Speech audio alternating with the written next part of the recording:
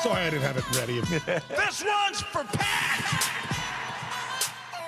Now, who wanted this as a ringtone?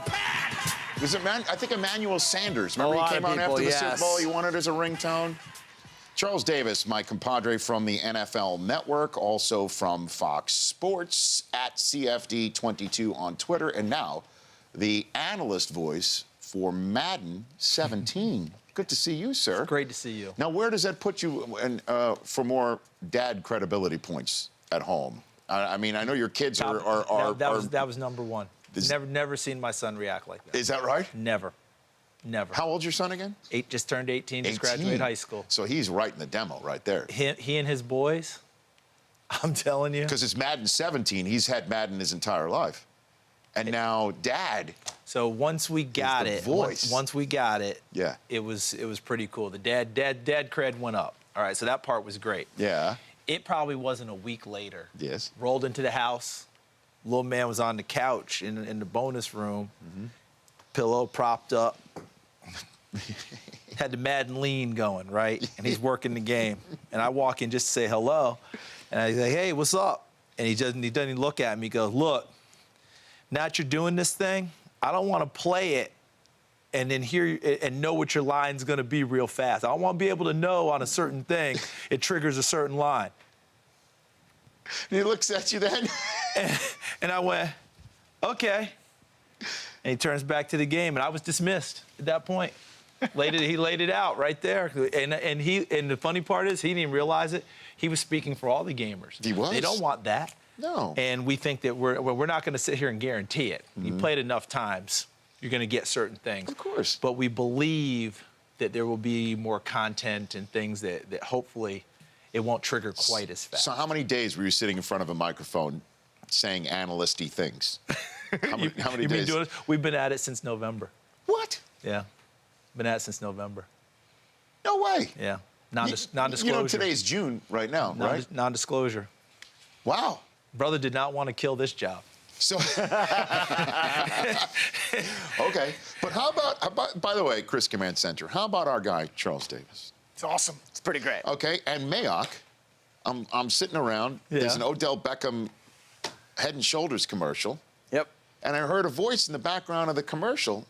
It was Mayock. Is Mike? Yes. Is Mike doing the voiceover? Mike did a Head and Shoulders. That is so cool. Now, I just don't know. I don't know what the measurables are on dandruff. You know, that is so cool. You know, all right. So I mean, this guy's got a real flaky scalp. I think other people need to make sure before they go ahead and take this kid. Now, you know, I love that. So Mike doing Head and Shoulders. Yes. A voiceover Head and Shoulders. Yes. Which now immediately that replaces my most recent favorite commercial. Which is? It's the Clorox one with the two little boys in the bathroom putting the lines down in front of the toilet. Have you seen this yet? No. Okay, That's two little great. boys, so they got lines down a little bit away from the toilet. And the kid's putting a second strip down farther away, right? And Mom walks in and is like, well, what's up? Uh-oh. And the kid says something to the effect of, you guys know what I'm talking about? He's aiming? He says something to the effect of, well, I've already made it from the first line or something like that, right? And so the mother's like, and then the best part, though, the one guy standing up, the other guy's putting the line down, and he goes, I've already made it from that line. And the kid on the bottom is putting the tape down, gives him dap right there. Bam! Dapped him right up. I said, now that's my favorite commercial, because that is such a little boy thing. Wow. Charles Davis, the analyst voice for. So who's the play-by-play voice? Brandon Gaudin. Okay. BrandonGaudin, and he's Charles, a great guy, got great pipes. What your son said, though, is so true for fans about he doesn't want to hear the same line twice, because I played college, EA College, back when that was football, when that was a game, and Kirk Herbstreit did the analyst work for that, and he had a line. Anytime you would hold down the trigger too long and throw a bullet pass, it's a radio ball. You can hear it, but you can't see it. And you would hear that all the time, and you knew it was a triggered thing. So the fact that your son said that does resonate with a lot of people that play games. It resonates. Thank you for pointing that out, because it does resonate with the people who play. And as you guys know, the passion for this game is phenomenal. The people, the numbers, the passion, how people feel about it, what they want in the game. And it all dates back to Coach Madden, where they first wanted to do, if I'm not mistaken, a 7-on-7 or an 8-on-8 game. and he wouldn't sign off with his name on it until it became 11 on 11 because everything had to be authentic, and that's what all the fans want. They just want the authenticity. They want what's right in the game. So the people who've done it before us have all been phenomenal. Al Michaels, Chris Collinsworth, my man Gus Johnson, Jim Nantz, Phil Simms. But they haven't been able to have, I don't believe, the same studio time based on their time, their obligations. Brandon and I are able to spend more studio time. So we're hoping that it takes longer before we have these triggers that people hit. Well, think about it. We're about to take, we'll take a break. We'll come back. We'll talk about the real football as opposed to virtual reality football. That I do believe John Madden's last game as a broadcaster was the Steelers-Arizona Cardinals Super Bowl. That was his last one, which was the 2009 season. So he's been out of the booth for darn near 8 years now, coming up, right? Yes. And you ask people of your son's age, or probably now people like around 10, 11, 12. He's the game guy.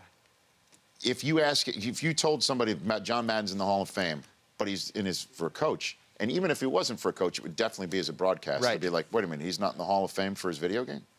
There's no question. Or even better, he coached. That's right. You wouldn't even know. Get that a lot. It's unbelievable. He did. He coached. That's like, yeah, he's really good. They're like, when did he coach? So you get that a lot. You do get that a lot. As a matter of fact, his time out of the booth now is almost as long as how long he was on the sidelines for 10 Oakland. years. It's getting close. Charles Davis, when we come back, I want to talk about all these contracts that are being discussed right now. Your thoughts on the Von Miller situation. Sure. I'm like, it's much ado about nothing. I've seen there, I've been there, I've done that. But I want to ask you that question. When we come back here, Charles Davis, 844-204-RICH is the number to dial. Dhani Jones and Jeff Van Gundy also still to come. Back in a minute here on The Rich Eisen Show. On that play, he faked like he was going to rush the passer, and he dropped back into the lane and then made this run. That was John Madden with the return of James Harrison in that aforementioned Super Bowl, that 99-yarder that we like to every now and again bring up to Kurt Warner, just because that's what you do to friends. That's what friends do to make everyone feel all comfortable. Yeah. Charles Davis here on The Rich Eisen Show. What do you think of this Von Miller contract impasse that appears to be taking place in Denver? I heard what you said before, and I'm in the same school you are. For all of us who do it and talk about it day in and day out, it's actually good fodder because, truthfully, if you want to, let's invoke our friend Mike Mayock, it's low-hanging fruit, all right? We can go get it anytime we want to, have a discussion about it. I'm not worried about it. They will figure it out. It's Von Miller, and all the posturing back and forth reminds me of an old Arliss episode. Nice. I mean, you remember, Arliss was talking, I remember one episode he talked about this, and he was on a show and they were talking, he goes, and he did all of it and made the whole case for his guy and his contract and then finished with, but I never discuss contracts through the media. Sure. It's going to happen. I mean, it's got to happen. It's Von Miller. They'll figure the whole thing out, and the pressure hasn't kicked in yet. What about Ryan Fitzpatrick and the Jets? What do you think about that one? It's mini camp right now, and there's nothing, because to me, that clock does not strike midnight until even mid-training camp. Right. Midnight is when it strikes maybe week 2 of the preseason. Because you'd like to have him get a little bit of work, and you want to get some work for week 3, which everyone gets work, and like you do that's when really things are going to start ticking loudly. Not even the beginning of training camp. And that ought to tell you is midnight. That ought to tell you if you're the other Jets quarterbacks, you're not putting any pressure on him. They want him. They're not sitting there saying, okay, Gino, we'll go to you then, or what have you. Although you can make a case that the Jets management has said, that last game in Buffalo, Ryan. 3 turnovers. That was the killer. 3 possessions, 3 turnovers. Because if you're as involved in the league as anyone, Rich, the truth of the matter is Ryan has had a nice career, especially when you consider coming out of Harvard, doing different. He's been a starter at a few different spots, but he hasn't settled in and stayed there for very long. Because people have said, well, at a certain point, and here we are again. But in this case, it feels like he has the Jets over the barrel, but the Jets aren't willing to really go over the barrel because if they were, they would have taken care of this already. I think that last game still lingers in their mind. We haven't spoken since the draft. I don't think you came on post-draft. How much fun did we have that last day? Seriously, well, the Moritz Boehringer moment was completely natural. It was one of the best. Because the only thing that was, I guess, planned was we were going to have him on that day because no matter he was what. there. right? No matter what. He was a there. story. He was a story for even being a possibility. Absolutely. And so we had him on. Yes. We had no idea that he was about to be drafted. We had no idea that when Mayock was basically addressing to the camera, talking to Mike Zimmer, that they were listening. You know. And then they had the conversation in our break. Yes. Where Mike talked to Mike Zimmer. He held up his phone and it read Mike Zimmer at the top. And they had that conversation. Right.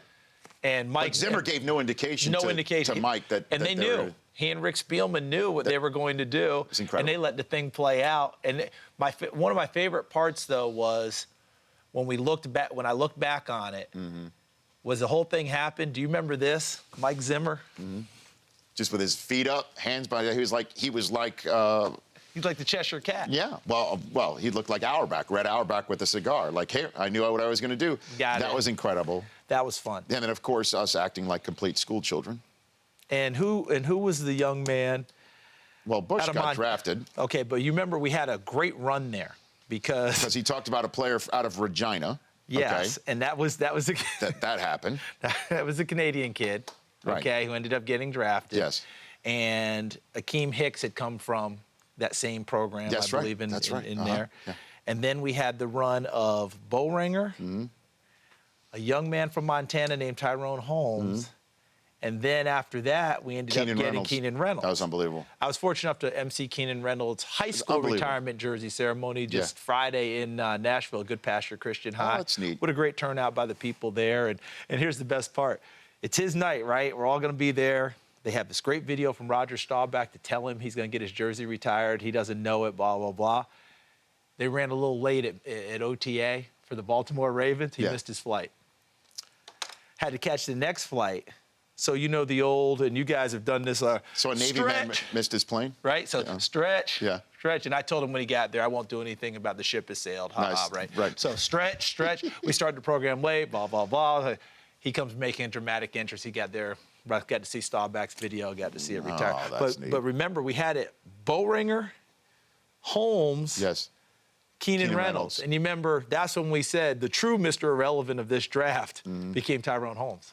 Yeah, that's true. Poor kid. His whole time we didn't even talk about him. I know. But we also haven't talked with you since then. What did you think of the Jets choosing Christian Hackenberg 51st overall in the draft, Charles? Rich for my blood for taking him. I love everything about Christian Hackenberg. If you see him and you sit him down in this chair, you go, that's a quarterback, right? You watch him do stuff, throwing routes on it, and that's a quarterback. I saw him throw in shorts before, and I think you remember at the Combine, I was pretty vociferous that, hey, this guy's if there's going to be one guy that's going to look great in shorts and now start the chase again, it's going to be Christian Hackenberg. And he didn't have that kind of day at the Combine. But it didn't dull the ardor. And let's face it, you've been around the league long enough. There's always someone that says, I can fix him. And he gives you a great base to fix because of the look. But he needs fixing. He needs fixing because you don't get hit that many times in college and not have it affect you in some way or form. Now, how much of that is him? How much of that was offensive line? How much of that was just because after a while you saw him make throws that just, wow. Now, how much of that was lack of confidence? But he sure looks the part. And if they fix him, they've got a coup. But I've said it before, and until someone changes it for me, I'll have to stand on it because these are my words, and I'll eat them if I need to, and I'll be happy to. But you rarely see a guy get more accurate in the NFL than he was in college. Law? I know you want me to put him on the list. You want to invoke anger in me. And I don't. I think he was fair in his assessment. I think he needs a year. I've been saying that. I don't think you would disagree. No disagreement. But when he takes them to the AFC Championship in 3 years and a Super Bowl in 5, you certainly, from that host desk, will be eating crow. You sir will be as well. I'll be here to hug it out with you. I'll barbecue. And as I said, I will eat a little bit too because, I've had people say, oh, guys have gotten more accurate in the NFL, and that is true, but it was a different era of ball. Remember, back in the good old days, if guys were throwing 51, 52% downfield, it was a good thing. Nowadays, if you're not in the mid-60s throwing the ball, hold on a minute. We don't know about you. Just because you like Charles, and he's an extremely likable individual. It's true. For whom too rich for my blood players don't get more accurate in the NFL, I'd be happy to eat my words. Let's not put any more lipstick on the pig that is Charles Davis on that list. Put him Charles Davis. I'll be at the same bowl. Is on that list. Don't be right, here, blinded by I'll be in the same bowl. niceties. You're in list purgatory. I'll make a decision here by the end of the show. No, that's I think- called probation. It's probation. He's on list probation. Won't I be eating from the same bowl? deciding I'd we have to be are. at the same bowl. I'd have to be at the same bowl. Okay, a request to be on the list from another member of the national media. Charles Davis. Did you just put it? Did you write it down? I wrote it down. It will also go on my official document that I've saved on my computer. I love it. Because I can't really read my own handwriting, let's be honest. The list love is going- illegible. I love By going the way, on the that list. that did not work for Spielberg years ago. The line, the list is illegible. Ineligible. It doesn't really work. No. Charles, One of the few things didn't work for him. do you have one more time for one more course. segment? Okay, great. When we come back, we've got Charles Davis here with more. Jeff Van Gundy still to come as well. We'll check on the poll question. I want you to chime on the poll question. Yeah.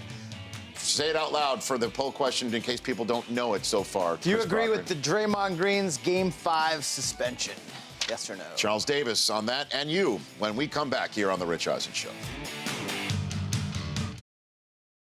We were talking earlier, let's have a whole all pitchers home run derby at the All-Star game. I like it. You got a suggestion on Twitter that you left off a pitcher from that list? I got a Bartolo Colon. I left him off. I don't Come really on, know how. come on. That'd be great.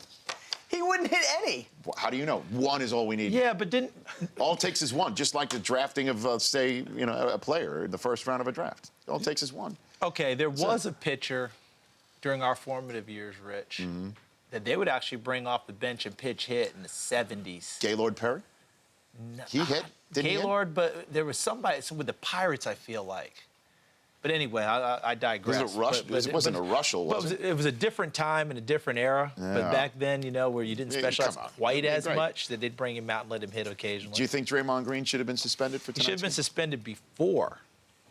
I mean, the stuff he did before was the suspension time. When they let him ride on that, I don't see suspension here. Was it currently stand? Our poll question results at richeisenshow.com. 56% disagree with the decision. Think Draymond should play tonight.